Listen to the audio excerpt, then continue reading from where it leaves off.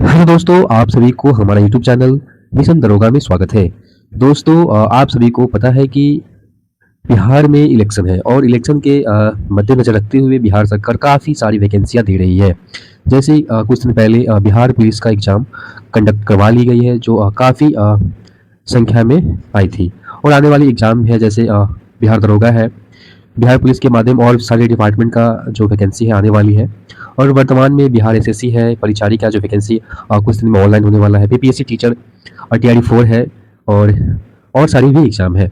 तो हम लोग इसी को देखते हुए हमने आज स्टार्ट किया है संविधान।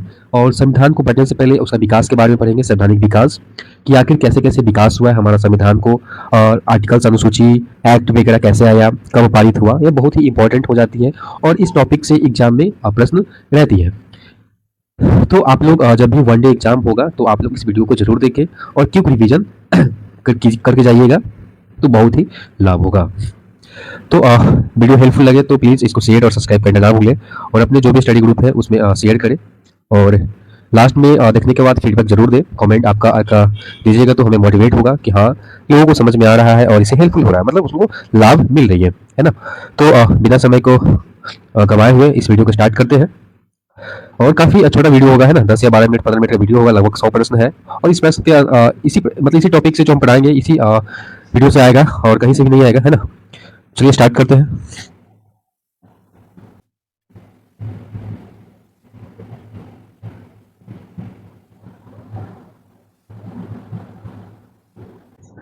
तो हमारा पहला प्रश्न बनता है कि भारत के संवैधानिक विकास को 2 चरणों में विभाजित कर अध्ययन किया जाता है। इसके कहने का मतलब हुआ क्या कि जो हमारा संवैधानिक विकास हुआ संविधान का, तो उसको 2 खंड में बांटा गया। एक खंड है कि ईस्ट इंडिया कंपनी के अंतर्गत पारित अधिनियम, मतलब कहने का मतलब है जब हमारा भारत उस टाइम गुलाम था अंग्रेजों के अधीन, तो उस टाइम हमारे देश में काफ़ी कंपनियाँ आई थी। सबसे पहले पुर्तगाल आया था, डच आया था, उसके बाद अंग्रेज लोग आए, उसके बाद डेनिश आए, फ्रांसीसी आए, स्वीडिश आए, है ना। तो उसी पहले खंड में हम लोग पढ़ते हैं कि ईस्ट इंडिया कंपनी के द्वारा जो जो एक्ट पारित किया गया, कानून बना गया, तो एक खंड है जो 1773 से 1858 तक है, ठीक है। और दूसरा जो है उसके बाद इसमें तुम्हारा आप मुगल साम्राज्य को भी पढ़ते हैं, तो 1858 तक मुगल साम्राज्य रहता है ना, दिल्ली पे जो शासन करता है मुगल साम्राज्य, तो 1858 तक लास्ट है मुगल साम्राज्य खत्म होने के बाद क्राउन के अंतर्गत पारित अधिनियम जो 1858 से लेकर 1947 तक, मतलब क्राउन कहने का मतलब है कि डायरेक्ट जो लंदन जो ब्रिटेन था वहां से एक्ट बनता था, है ना, 1858 के बाद से। तो हम दूसरा खंड में 1858 से लेकर 1947 तक पढ़ते हैं। यहाँ तक कंप्लीट हो गया तो मैं आगे बढ़ता हूँ, है ना। चलिए, सभी लोगों को समझ में आएगा और हम समझाते भी चलेंगे, है ना। चलिए आगे है कि सबसे पहले रेगुलेटिंग एक्ट पारित हुआ था 1773 ईस्वी में, है ना। रेगुलेटिंग एक्ट जो था 1773 ईस्वी में सबसे पहले पारित किया गया था। अगला है कि बंगाल के गवर्नर जनरल, है ना, बंगाल के गवर्नर जनरल। तीसरा प्रश्न है कि बंगाल का गवर्नर जनरल किसे नियुक्त किया गया था, है ना, और चाहे किस एक्ट के तहत नियुक्त किया गया था वो भी बता सकते हैं। तो बंगाल के गवर्नर जनरल को रेगुलेटिंग एक्ट 1773 के तहत वारेन हेस्टिंगस को बनाया गया था, जो बंगाल का प्रथम गवर्नर जनरल था ना, बंगाल का प्रथम गवर्नर जनरल था। आगे है कि कलकत्ता बंगाल में एक सर्वोच्च न्यायालय, है ना, इसी एक्ट के तहत कलकत्ता में, या उसको बंगाल भी बोल सकते हैं, एक सर्वोच्च न्यायालय की स्थापना की गई थी 1774 ईस्वी में। कौन सा एक्ट अगर पूछता किस एक्ट के तहत, तो 1773 एक्ट के तहत 1774 में, मतलब नेक्स्ट ईयर ही बंगाल में एक सर्वोच्च न्यायालय, है ना, सुप्रीम कोर्ट जो बोलते हैं, जो वर्तमान में अभी दिल्ली में है ना, जो भारत की राजधानी नई दिल्ली है उसी में स्थापित है, मात्र एक ही है सुप्रीम कोर्ट, जो 1773 एक्ट के तहत 1774 में इसको स्थापित किया गया था। चलिए आगे बढ़ते हैं। अगला प्रश्न है कि कलकत्ता सर्वोच्च न्यायालय के प्रथम मुख्य न्यायाधीश कौन थे, पूछता है ना, बहुत इंपॉर्टेंट प्रश्न है ये कि कलकत्ता सर्वोच्च न्यायालय के प्रथम मुख्य न्यायाधीश कौन है, तो सर एलिजा इम्पे, है ना। इसका 2 सदस्य और था, आप लोगों को पता है तो प्लीज आप लोग कमेंट कीजिएगा, है ना, कौन कौन 2 सदस्य थे। अगला प्रश्न है कि बिहार बंगाल उड़ीसा के लिए विधि बनाने का प्राधिकार प्रदान किया गया था किस एक्ट के तहत। कहने का मतलब है कि उस टाइम जो है बिहार बंगाल उड़ीसा एक संयुक्त प्रांत बोल सकते हैं, है ना। और तो विधि मतलब कानून बनाने का जो प्राधिकार एक्ट था 1781 के तहत, है ना, 1781 एक्ट ऑफ सेटलमेंट के तहत यहाँ पे कानून वो लोग बना सकते थे। कहाँ पे, बिहार बंगाल उड़ीसा। चलिए समझ में आता होगा तो आप लोग कमेंट कीजिएगा, है ना, और अच्छा लगेगा तो प्लीज लाइक शेयर जरूर कीजिएगा। मैं पढ़ाने के उपलक्ष्य में मैं जरूर समझाने की भी कोशिश करूंगा, है ना, जो आप लोगों को समझ में आएगा, है ना। अगर नहीं समझ में आता है तो आप लोग कमेंट कीजिएगा, मैं जरूर इसका रिप्लाई करूंगा। अगला प्रश्न है कि कंपनी के कर्मचारियों को उपहार लेने पर पूरी तरह से प्रतिबंध लगाया गया। ऐसा क्यों किया गया पता है? किस पहले तो जानिए कि किस पिट्स इंडिया एक्ट के तहत, तो 1784 के पिट्स इंडिया एक्ट। पिट्स क्यों नाम रखा गया है? तो उस टाइम जो ब्रिटेन का प्रधानमंत्री थे पिट्स ही थे, पिट्स था, है ना, अपने ही नाम पे इस एक्ट को क्या किया, लागू किया, है ना। सॉरी, प्रधानमंत्री नहीं, जो अधिकारी थे ना उसी के नाम पर इस एक्ट को लागू किया गया। तो इसमें क्या था ना कि कर्मचारी लोग जो थे काफी मतलब कि क्या करते थे, वो घूस लेना स्टार्ट कर दिए थे। क्या कर दिए थे? घूस लेना स्टार्ट, मतलब कम पैसों में किसी का काम कर देना। मतलब उसी के लिए इस एक्ट को पारित किया गया था कि कोई भी कंपनी का जो कर्मचारी है डायरेक्ट किसी से उपहार नहीं लेगा, है ना। इसी के लिए प्रतिबंध कर दिया गया था। किस एक्ट के तहत? 1784 के पिट्स इंडिया एक्ट के तहत। ठीक है, आगे बढ़ते हैं। अगला है कंपनी, हेलो, कंपनी के द्वारा राजनीतिक मामले हेतु बोर्ड ऑफ कंट्रोल और व्यापारिक कार्य के लिए बोर्ड ऑफ डायरेक्टर का आरंभ किस पिट्स एंड एक्ट के तहत हुआ? तो 1784 के तहत हुआ था। इसमें क्या था ना कि दो बोर्ड बनाया गया कि अगर जो भी व्यापारिक मामला हो, जो भी व्यवसाय होता है, उसका कंट्रोल अलग होगा, और बोर्ड ऑफ डायरेक्टर जो कानून विधि वगैरह होगा, जो उसका एक्ट अलग होगा। तो ये किस एक्ट के तहत? पिट्स इंडिया एक्ट, याद रखेंगे, 1784 के द्वारा हुआ। अगला है कि गवर्नर जनरल को प्रधान सेनापति नियुक्त किया गया था। इस अगला है कि किस अधिनियम के द्वारा? यह अधिनियम है ना, गवर्नर जनरल को प्रधान सेनापति नियुक्त किया गया, तो संशोधन नियम 1786 के तहत, याद रखेंगे। आगे बढ़ते हैं। 1786 अधिनियम का संबंध किससे है? तो कर्नावालिस से है। 1786 अधिनियम का संबंध किससे है? तो कर्नावालिस से है। किससे है? कर्नावालिस से है। अगला प्रश्न है कि कंपनी के अधिकारों को 20 वर्ष के लिए बढ़ा दिया गया किस चार्टर्ड एक्ट के द्वारा? कंपनी के अधिकारों को 20 वर्ष के लिए बढ़ा दिया गया किस चार्टर्ड एक्ट के द्वारा? तो 1793 के तहत, 1793 चार्टर्ड अधिनियम के द्वारा। मतलब 20 वर्ष के क्या कहते हैं अधिकारों को मतलब व्यापार कर सकता है ना, उसके लिए 20 वर्षों के लिए बढ़ा दिया गया था 1793 चार्टर्ड एक्ट के द्वारा। अगला प्रश्न है, अरे यार, अगला है बंगाल के गवर्नर जनरल को बंबई मद्रास के पर्यवेक्षण का अधिकार दिया गया 1793 चार्टर एक्ट के द्वारा, है ना। बंगाल का जो गवर्नर था वारेन हेस्टिंग्स, है ना, उसको मतलब क्या पर्यवेक्षण का अधिकार दिया गया 1793 चार्टर एक्ट के द्वारा। चलिए आगे है कि पहली बार है ना, पहली बार भारतीयों की शिक्षा पर प्रति वर्ष 1 लाख रुपए खर्च करने का उपबंध किया गया। पता है दोस्तों क्यों किया गया था? क्योंकि उस टाइम हमारे भारत में जो शिक्षा व्यवस्था था काफी जर्जर थी। कोई पढ़ना नहीं चाहता था, जो पढ़ना भी चाहता था उसके लिए कोई व्यवस्था भी नहीं था। और अंग्रेज इस चीज को समझा उसके बाद वह सोचा कि जो हम मतलब कि जो भी अधिकारी लोग थे, अगर वह ब्रिटेन से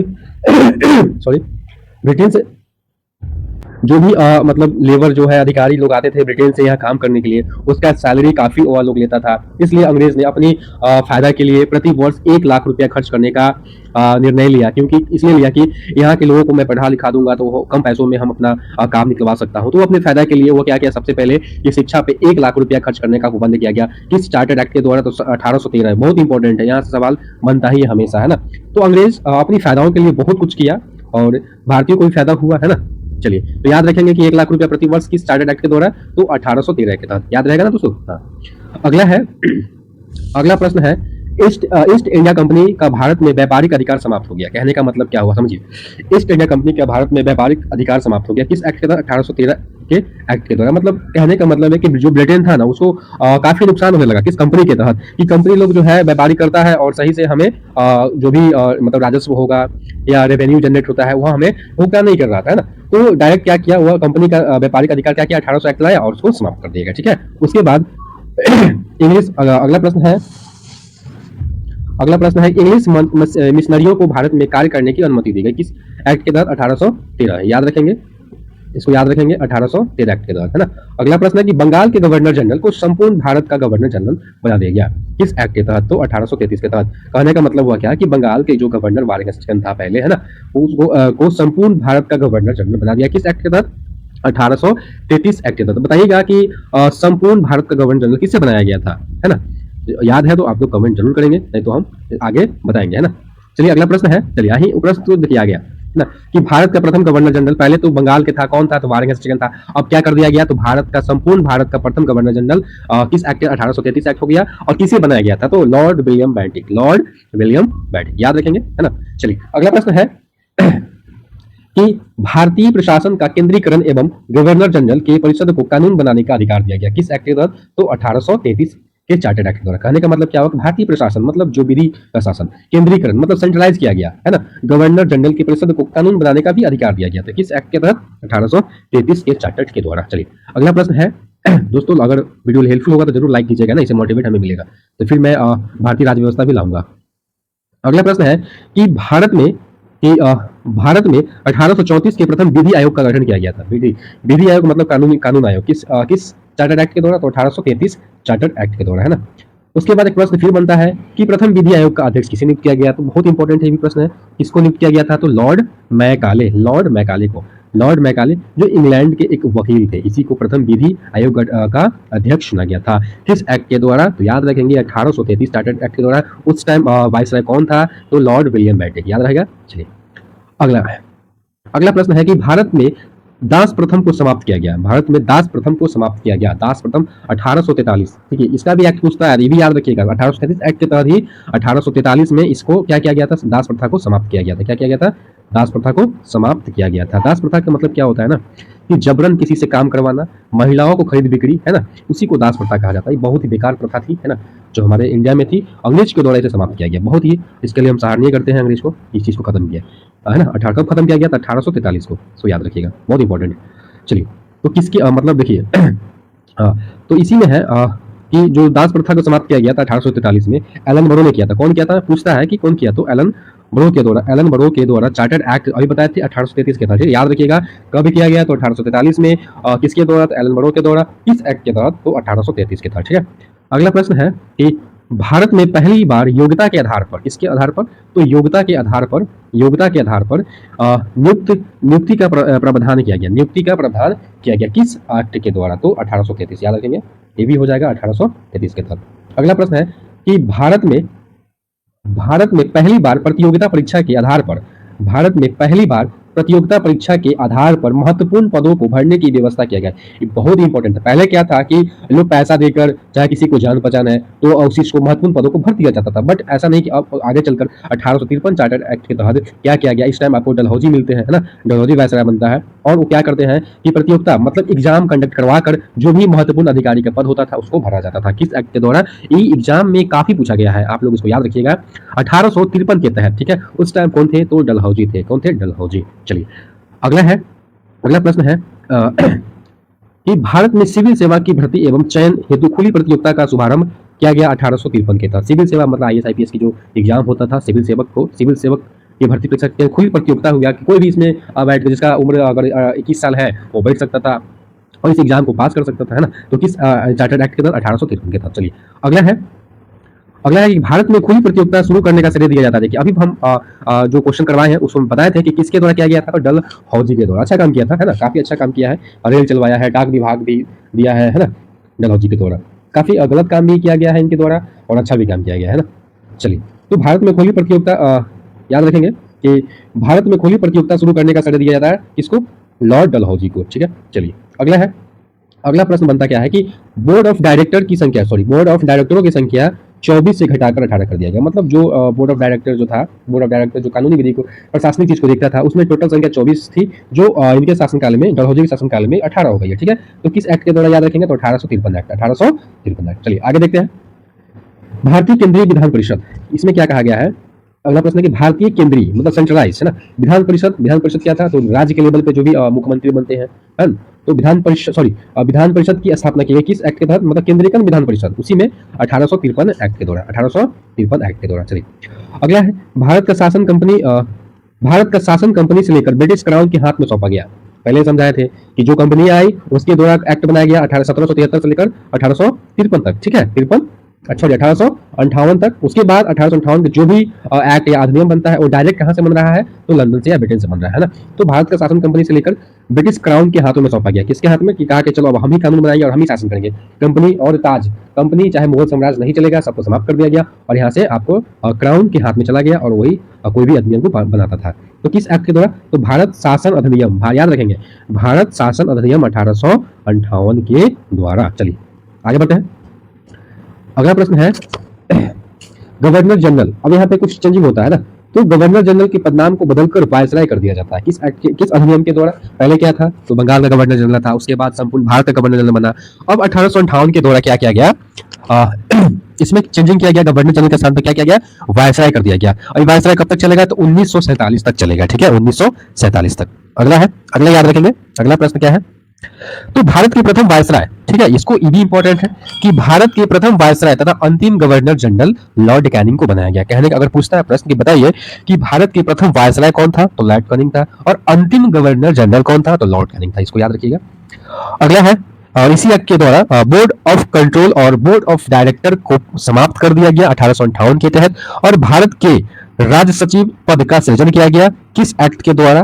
तो भारत शासन अधिनियम 1858 के द्वारा। बहुत ही इंपॉर्टेंट है, इसको याद रखिएगा कि जो बोर्ड ऑफ डायरेक्टर था, उसके बाद बोर्ड ऑफ कंट्रोलर था, उस पद को समाप्त करके राज्य सचिव पद का सृजन किया गया किस अधिनियम के द्वारा? याद रखेंगे 1858 के अधिनियम के द्वारा। चलिए अगला प्रश्न है कि महारानी विक्टोरिया को भारत की सामग्री घोषित किया गया। महारानी विक्टोरिया को भारत की सामग्री घोषित किया गया 1858 ईस्वी के तहत। अगला है कि कानून बनाने की प्रक्रिया में भारतीय प्रतिनिधियों को शामिल करने की शुरुआत हुई इस एक्ट के द्वारा? तो भारत परिषद अधिनियम 1861 के द्वारा। कहने का सेंस क्या हुआ कि जो भी कानून बनता था उसमें पहले भारतीयों को सम्मिलित नहीं किया जाता था, बट एक परिषद अधिनियम आया 1861 के द्वारा, उसमें भारतीयों जो भी भारतीय प्रतिनिधि जो भी मतलब नेता लोग थे भारत के, उसको भी उस कानून में शामिल करने का मौका मिला। किस अधिनियम के द्वारा? तो 1861 के द्वारा। ठीक है, चलिए अगला प्रश्न है, वायसराय को पहली बार अध्यादेश जारी करने का शक्ति प्रदान की गई भारत परिषद अधिनियम 1861। ये भी इंपॉर्टेंट है। अभी अध्यादेश जारी कौन करता है? पता है ना, राष्ट्रपति करते हैं। किस अनुच्छेद के तहत अध्यादेश? 123 के तहत, है ना, याद रखिएगा आप लोग भी। तो उस टाइम में वायसराय को पहली बार अध्यादेश जारी करने का शक्ति प्रदान की गई भारत परिषद अधिनियम 1861 के द्वारा। अगला प्रश्न बनता है, भारत में निर्वाचन प्रणाली की शुरुआत की गई। भारत में निर्वाचन प्रणाली की शुरुआत की गई। निर्वाचन प्रणाली कहने का मतलब इलेक्शन कमीशन, है ना, जो अभी काफी चर्चा में इलेक्शन कमीशन, आप लोग भी जानते होंगे। तो भारत में निर्वाचन प्रणाली की शुरुआत की गई भारत परिषद अधिनियम 1892 के तहत। 1892 के तहत, ठीक है। और बजट पे बहस करने का भी अधिकार दिया गया था भारतीयों को 1892 के ही द्वारा, है ना। इसको याद रखिएगा, लिख देते हैं 1892 बजट पे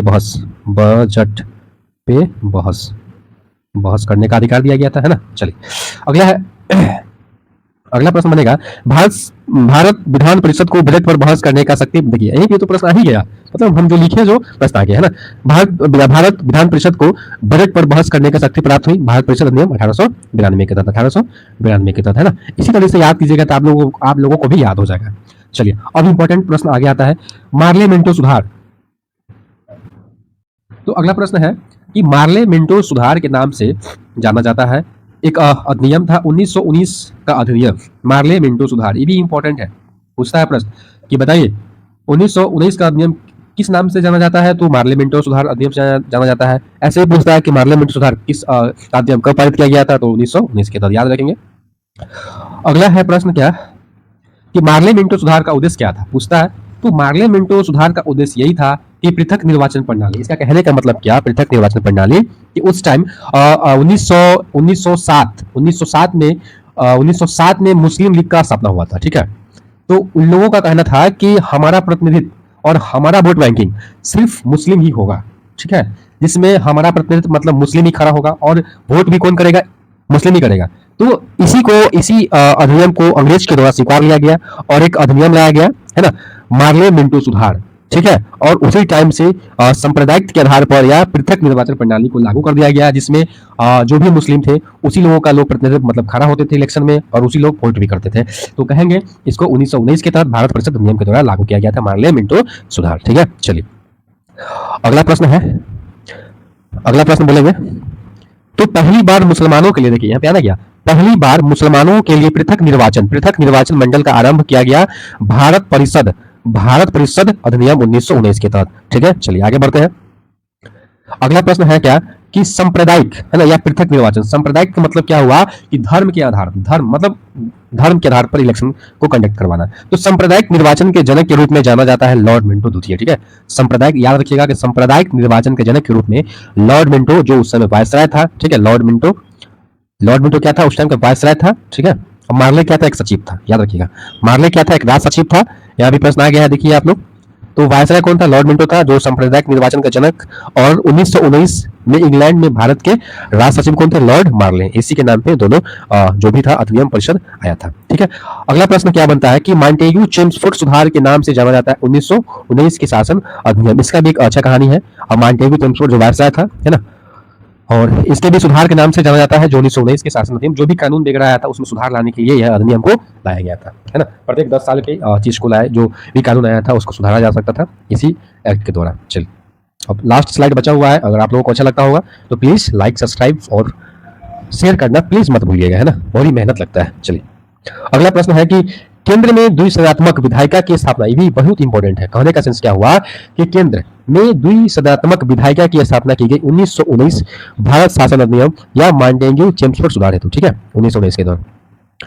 अगला क्या है प्रश्न की प्रांत में द्वैत शासन की स्थापना की गई। प्रांत में द्वैत शासन की स्थापना किस अधिनियम के द्वारा किया गया? तो 1919 के तहत। 1919 याद रखेंगे, 1919 के तहत। अगला प्रश्न है कि भारत में द्वैत शासन के जनक लुएंस कार्टियस को जाता है। ठीक है, लुएंस कार्टियस को जाता है, याद रखिएगा। अगला है कि भारत में एक लोक सेवा आयोग का गठन किया गया। किस अधिनियम के द्वारा? 1919 के द्वारा। केंद्रीय लोक सेवा आयोग का गठन 1926 में किया गया। ठीक है, अगला प्रश्न है ली आयोग, है ना, एक ली आयोग का गठन 1923 से लेकर 1924 में किया गया। ली आयोग का गठन किया गया। अगला, भारत में पहली बार महिलाओं को वोट देने का अधिकार 1919 मॉन्टेग्यू चेम्सफोर्ड सुधार भारत शासन अधिनियम 1919 के द्वारा दिया गया। याद रखिएगा कि महिलाओं को वोट देने का अधिकार भारत शासन अधिनियम 1919 के द्वारा दिया गया था। चलिए, अगला है कि अखिल भारतीय संघ अर्थात भारत में संघात्मक संघीय शासन की स्थापना भारत शासन अधिनियम 1935 के द्वारा। ये तो और इंपॉर्टेंट है, 1935 का जो नियम था, है ना। चलिए, अगला है कि प्रांत में द्वैत शासन को समाप्त कर सिर्फ केंद्र में द्वैत शासन प्रणाली को लागू किया गया। ठीक है, तो 1935 के तहत केंद्र में द्वैत शासन, मतलब अभी जो लोकसभा है, राज्यसभा है, मतलब दो शासन है ना। एक लोकसभा पे है जो जनता के द्वारा चुना जाता है, जो प्रधानमंत्री बोलते हैं, है ना।